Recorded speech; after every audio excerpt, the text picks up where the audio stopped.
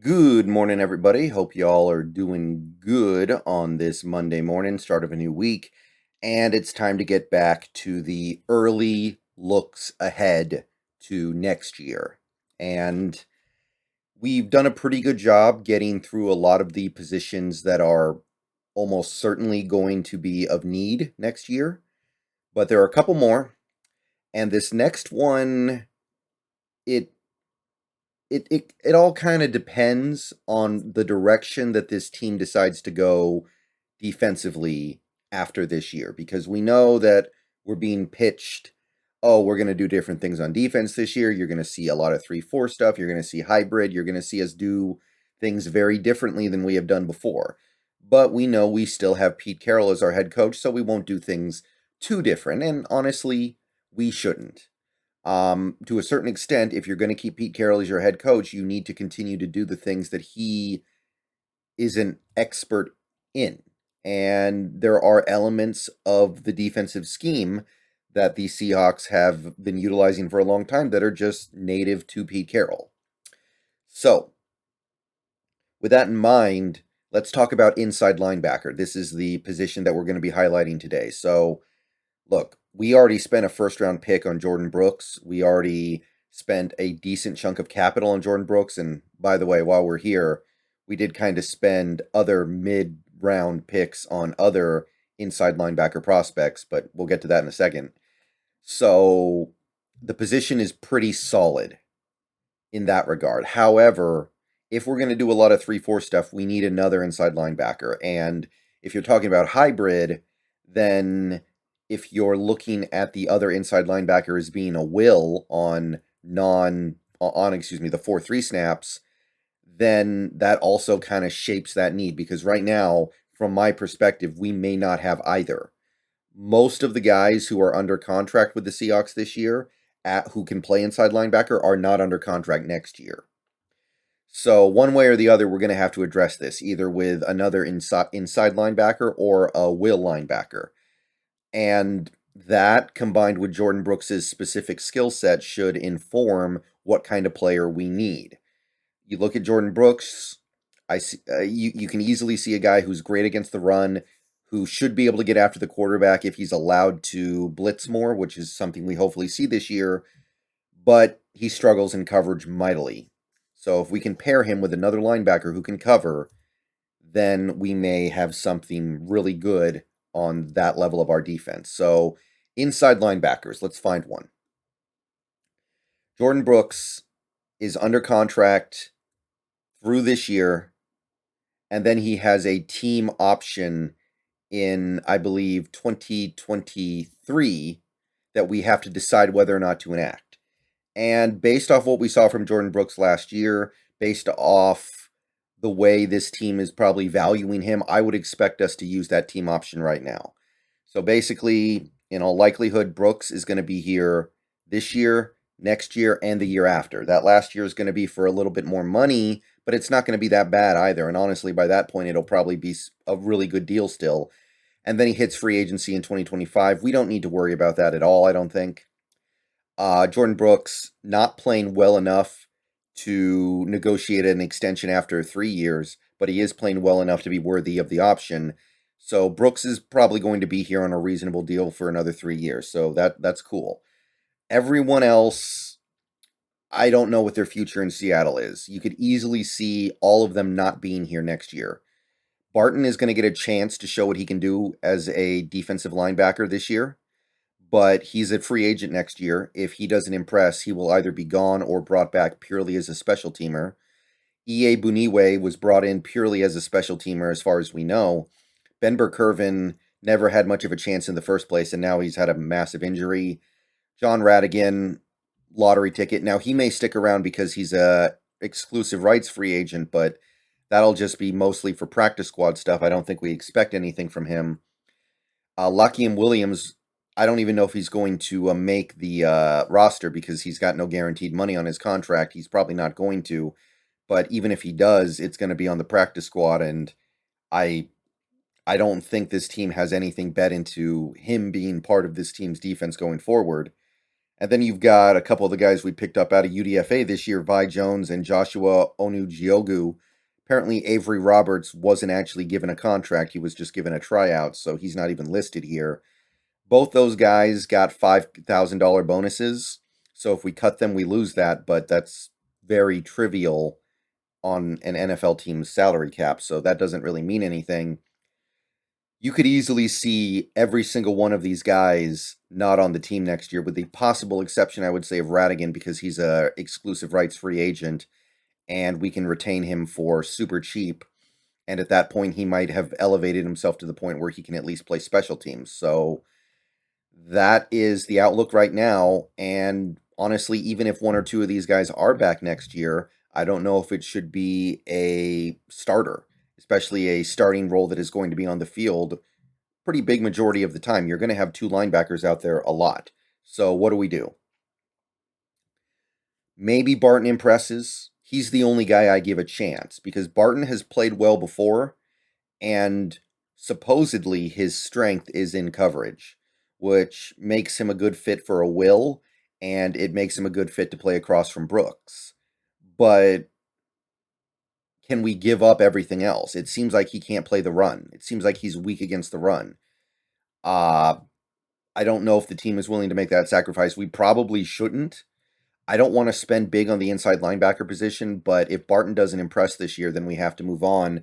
And I'll tell you right now, I don't think he's going to impress. I think he is what he is. He's a good special teamer. If he has to play a few snaps on defense here and there, it's fine, but you don't want him as your starter. So with that being said, let's start taking a look at some free agents we could pick up in 2023. Now, these guys, they're all different. They're all coming from different places. One thing I would say, the younger, the better, in all likelihood, because coverage abilities are something that tend to fade in older linebackers. So if you're looking at a free agent next year and you see that they're at like 30, they're going to be 30 or even older, that might be an indicator that you need to look somewhere else. I did list a few of those guys just because, but I think we do have to be aware of the fact that coverage skills are going to fade pretty quickly once you cross 30 in most cases. That's what we saw with Wagner. Wagner used to be great in coverage, and then he got older, and that's it's what happens. So with that being said, the nice thing about this list of players, I have 12, most of them have played in a 3-4 at some point in their career. Quite a few of them have actually spent most of their career in a 3-4. Most of them I don't think would be that expensive. Inside linebackers are typically not demanding big money at this point in time, unless they're cream of the crop. So let's start with a guy like a Cory Littleton, who has had good years in the NFL. He'll be 29 next year. And if you look at the fact that his most recently signed contract was like 1 year, 2.5 or something, unless he has a breakout year in 2022, then he's probably just going to settle for like 1 year, 3 million and just keep on taking shots on 1 year deals with teams, hoping to either latch on for something long term or have a big season that gets him paid the next year. So as of right now, Littleton probably looking for something similar to what he got this offseason next year. Blake Martinez is in the same boat. He's winding down a contract with the Giants. It was a big contract when he signed it, but he hasn't been that good for the Giants overall, and he's also missed time to injury. So after he's off that deal, he'll be 29 next year, probably looking at a similar $3 million deal. So not a lot of money. Devin Bush. Devin Bush is an interesting one. He was a first-round pick. He's one of the Steelers' defensive players.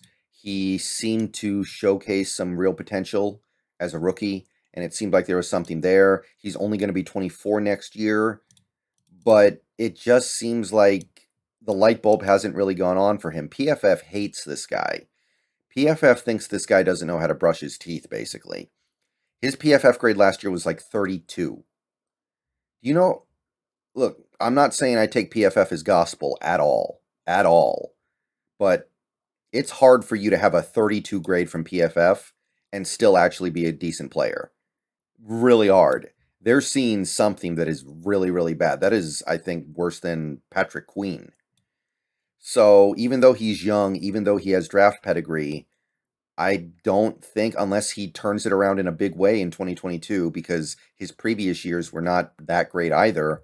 I don't think Devin Bush is getting anything more than like 1 year, 5 million, a prove it deal to show that, hey, I'm better than what I was in Pittsburgh. Let me go somewhere else. Let me get a fresh start, and I'll show you what I can do, and then I can get paid. So there's an opportunity to get a reclamation project for probably a relatively low cost. There's no reason, based off his on-field play, why he should get big money. Anthony Walker Jr. is the guy I talked about a little bit last offseason. He'll only be 28 next year, still relatively young. He's played in a 3-4 defense before. He's got pretty good size. Based off the deal he signed most recently, I think you could get him for like 1 year, 6 million. He's a good player, but he's not in that upper echelon to where he can really demand money. This next guy's pretty interesting. I think this guy's a little under the radar as far as inside linebackers go. Tyler Matakovich, 30, so he's a little older than you would like. Not great. We're not super excited about that. But if you look at his level of play over the last several years and the contracts he's gotten recently, it's pretty good. And I said 2 years, 12 million. Obviously, these contract numbers and any contract number you care to try to bring up is going to be heavily influenced by what he does this year for his team. But as of right now, that's what I would guess. And I don't know. I feel like he's a little under the radar as a quality option. Next guy is not under the radar, however. It's Tremaine Edmonds of Buffalo. He's made 2 Pro Bowls. This is the home run hitter, and let me be very clear about this. I don't want to do this. I don't want to spend big money on an interior linebacker when we already spent a first-round pick on Jordan Brooks. But if you wanted to swing for the fences, Tremaine Edmonds is your guy. He's going to turn 25 next year. You're probably going to have to give him like a 4-year, $60 million contract, maybe more. But his level of play through his first 3 years is worth it. If you want to go for a bigger budget player, then I would actually personally prefer Denzel Perryman. He's just turned in his first Pro Bowl year last year. He played really well for, I think it was the Raiders. He's going to turn 30 next year, which we don't love, but he seems to be playing his best football now when he's getting actually into you might call it the second half of his career.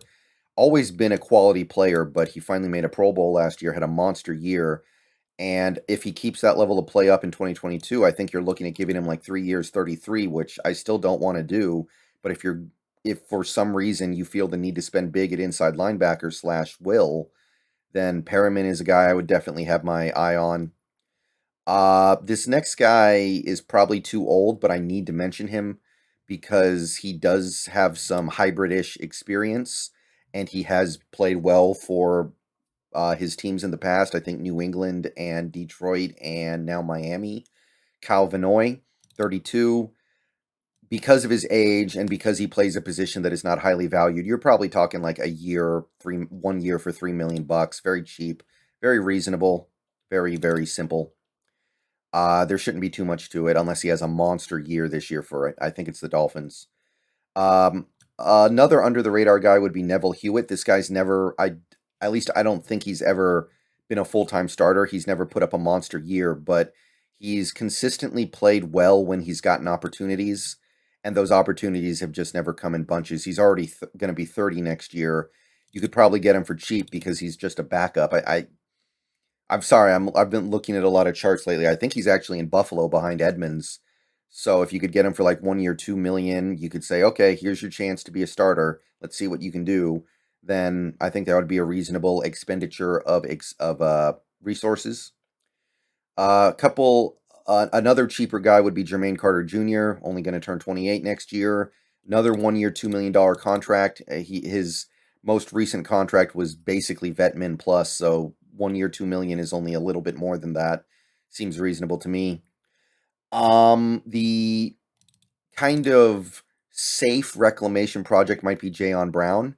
I don't know what to say about Jayon Brown right now. He's been very productive for the Titans in his career, but last year he fell off a cliff. He was bad. He was really bad, and the Titans actually let him go. I think he went to did he go to the Raiders? I think it was something like that. I think he went to the Raiders, but if he can get back to form, then next year he's going to be 28, and if he does have a good season for the Vegas Raiders, then you might be able to snatch him up for like 2 years, 12 million. I don't think he's going to be an all-pro or anything, but if he can get back to form somewhat, I think that might be a decent idea.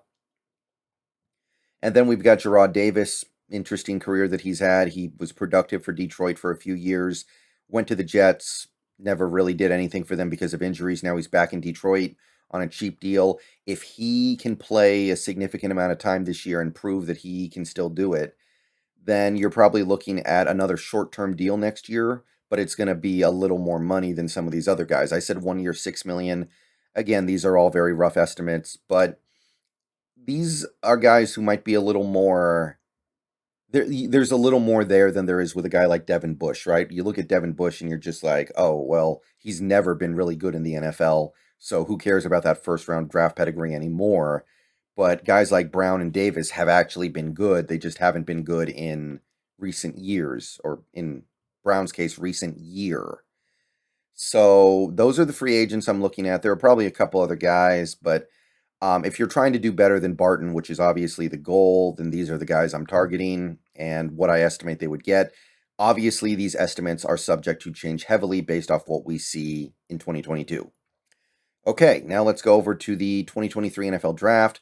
I have 6 names, 6 guys that I expect to go in the top 2 days. So first, second, third round. Got 2 firsts, 2 seconds, 2 thirds. Now, I'm not really keen on spending another first round pick on an inside linebacker, but if things break the right way to where you've taken care of your other needs via other methods, and you're sitting there in the first round with 2 picks and you're like, okay, we need a quarterback, but otherwise we're good. So maybe it is actually the best use of resources to get another linebacker. Then the 2 guys in the first round to me would be Noah Sewell, who currently projects to be like middle first. Great player for Oregon, 6'3", 251 pounds. He's got the size to do 3-4 stuff all day, I think. Obviously related to Penei Sewell. Yeah, I think we all remember him. And the other guy would be Trenton Simpson, Clemson guy. Smaller, 225 pounds, but he's still young. He may yet put on bulk. He may yet put on size. Another very nice interior linebacker player, him actually playing for a defense that will probably prove a lot more than Oregon's well in 2022, if we're being honest. So those are my first round targets. Trenton Simpson is probably a later first round pick. So maybe you're looking at a scenario where you get the quarterback with your first round pick with your own pick, and then with Denver's pick, you're picking in maybe the 20s. Trenton Simpson, maybe he's the guy. That's got to be at least a possibility. So if Sewell slips a little bit, or Denver's pick is a little higher than you're expecting, then maybe that as well. A couple other guys would be Henry To'oto'o. I got nothing for this one, guys, but he's an Alabama linebacker. I think we all know those guys. They tend to be heavily recruited. And even though this guy's a little bit on the smaller side, he's another 225 guy. He can bulk up. He can add weight. He may do it this season just in the process of filling in his body all the way. Currently projects to be an early second-round pick.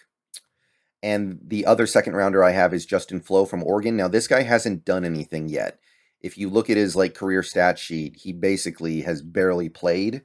His draft projection currently is based entirely off of what it looks like he'll be able to do when he becomes a full-time player, presumably this year. Now, he'll never put up monster numbers, probably, because he's playing across from Sewell, but Justin Flo is a guy whose ability will probably get him taken in the top 60. So he's another second-round guy. The last 2 guys, these are guys I currently project as third-rounders, are Owen Papoe from Auburn, another smaller guy, maybe a little too small. He's only 6'1", but on a certain level, it depends on what kind of defense you're even running. Bobby Wagner was shorter than that, I think, and he probably would have been able to do it fine. So it depends on what you're looking for personally. If you think he can cover, then maybe you can make up for that. And the last guy is Jack Campbell. Now, this is a bigger guy, 6'5", so tall, and 243 pounds, Iowa Hawkeye. I currently have him in the late third, but obviously what he does this season is going to go a long way in determining where he actually goes. those are the 6 guys that are on my radar right now in the draft. There are going to be others, but this is obviously just an initial look. So that's all I got for this one, guys. Let me know what you guys think about the inside linebacker position going forward. Obviously, Jordan Brooks is going to be here for at least a few more years, and he's good. Like he has earned some credit as a quality player for this defense. And even though I still don't like the draft pick we used on him, he's at the very least a good player. But if we're really going to do 3-4 stuff, and honestly, even if we're not because of the will consideration, we need another guy. And it needs to be somebody who can cover. It needs to be somebody who can complement Jordan Brooks' skill set. It needs to be somebody who can handle the hybrid responsibilities. I know that guy's out there. We just got to find him. So that's it for inside linebacker. Tomorrow we will go to a position that will probably be a pretty brief discussion, but it's nevertheless important. So I'll see you guys. Maybe I'll stream later today. Maybe I won't. Don't know. Maybe there will be another video later today. But either way, see you guys later. Go Hawks.